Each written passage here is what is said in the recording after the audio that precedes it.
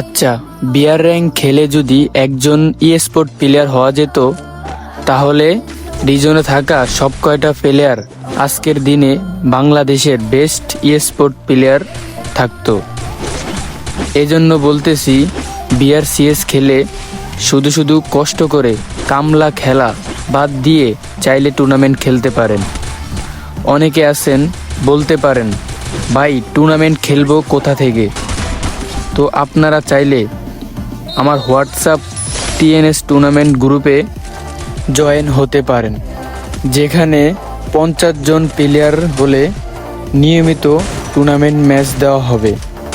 তো আর দেরি কিসের? এখনই আমার কমেন্ট বক্স থেকে হোয়াটসঅ্যাপ নাম্বার নিয়ে আমাকে নক দিন এবং আমার টিএনএস টুর্নামেন্ট গ্রুপে জয়েন হন এবং নিয়মিত টুর্নামেন্ট ম্যাচ খেলুন।